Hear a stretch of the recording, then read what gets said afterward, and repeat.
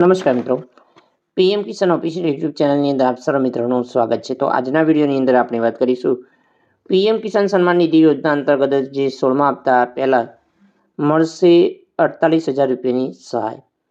તો આ સીધી સહાય 48,000 તમારા ખાતાની અંદર આવશે।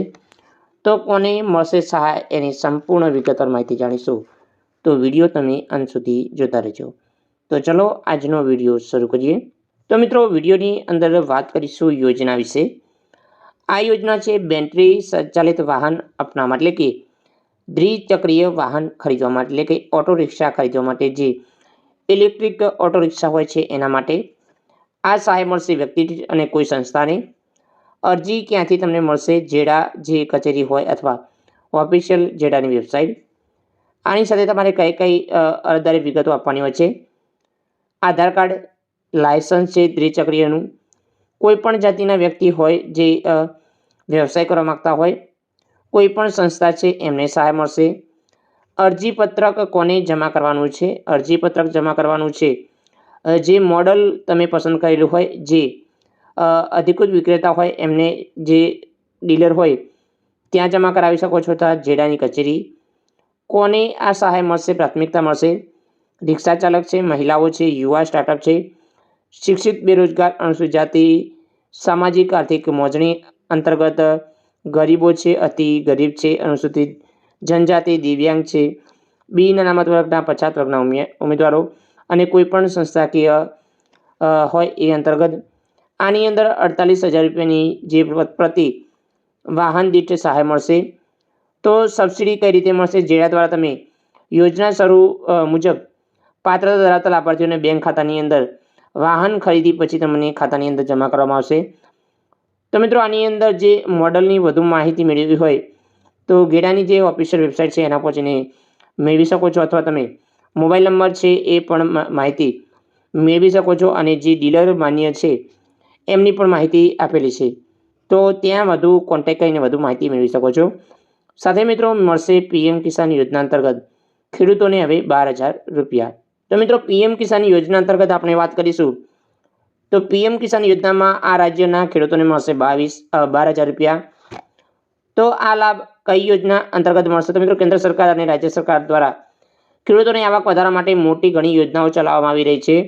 આ યોજનાને ઉદ્દેશ્ય ખેડૂતોને જીવન ધોરણ સુધારવાનો છે, તો આ સાથે તેમને આર્થિક સુરક્ષા પણ આપવાનો છે।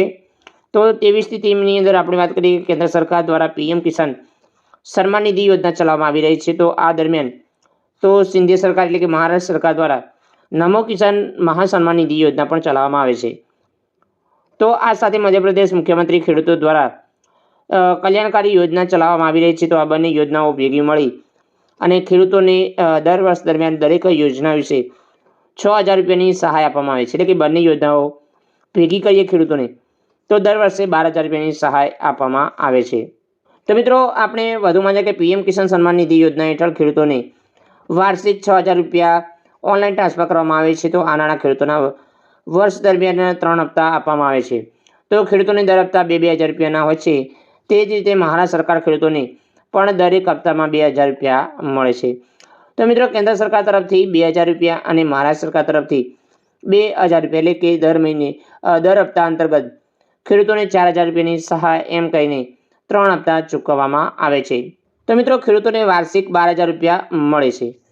તો હકીકતમાં માર્ચ 2023માં બજેટ રજૂ કરતી વખતે મહારાષ્ટ્ર સરકારે ખેડૂતો માટે નમો કિસાન મહાસન્માન નિધિ યોજના શરૂ કરવાની જાહેરાત કરી હતી। તો નમો કિસાન મહાસન્માન નિધિ યોજના હેઠળ મહારાષ્ટ્ર સરકાર દ્વારા લાભાર્થી ખેડૂતોને વાર્ષિક 6,000 રૂપિયા પ્રદાન કરે છે। તે જ સમયે પીએમ કિસાન સન્માન નિધિ યોજના અંતર્ગત ખેડૂતોને 6,000 રૂપિયા પણ આપવામાં આવે છે। તો આ રીતે મહારાષ્ટ્રના ખેડૂતોને વાર્ષિક 12,000 રૂપિયાની સહાય ચૂકવવામાં આવે છે। તો મિત્રો, મહારાષ્ટ્ર સરકાર દ્વારા ખેડૂતોને 6,000 રૂપિયા રાજ્ય સરકાર દ્વારા મળે છે। તો એ અંતર્ગત તમારું શું કહેવું છે કે ખરેખર ગુજરાતની અંદર પણ રાજ્ય સરકાર દ્વારા 6,000 રૂપિયા મળવા જોઈએ કે ન મળવા જોઈએ? એ કમેન્ટ કરજો। તો મિત્રો, વધુમાં છે કે મધ્યપ્રદેશ મુખ્યમંત્રી કલ્યાણ યોજના, જ્યારે મધ્યપ્રદેશ સરકાર મુખ્યમંત્રી કિસાન કલ્યાણ યોજના શરૂ કરી હતી, તો આ યોજનામાં ખેડૂતોને દર વર્ષ 4,000 રૂપિયા મળતા હતા। તો બાદમાં શિવરાજ સરકારે 2,000 રૂપિયાનો વધારો કર્યો હતો। આવી સ્થિતિમાં મધ્યપ્રદેશ ખેડૂતોને દર વર્ષે 12,000 રૂપિયાની સહાય આપવામાં આવે છે. તો મિત્રો આની અંદર મહારાષ્ટ્રના રહેવાસી હોવા જોઈએ અને ખેડૂતો પાસે ખેતીલાયક જમીન હોવી જોઈએ. અરજદાર ખેડૂત મહારાષ્ટ્રના કૃષિ વિભાગમાં નોંધાયેલો હોવો જોઈએ અને એમની જોડે એક બેંક એકાઉન્ટ હોવું જોઈએ. તો આટલી બાબતો હશે તો જ એમને આ સહાય મળશે. તો ખરેખર આ પ્રકારે ગુજરાતની અંદર પણ સહાય પ્રકારે આ યોજના શરૂ થવી જોઈએ કે ન થવી જોઈએ એ અંતર્ગત કમેન્ટ કરીને અવશ્ય જણાવજો. તો આ હતી આજની અગત્યની માહિતી. જય મિત્રો, વંદે માતરમ, જય ગરવી ગુજરાત.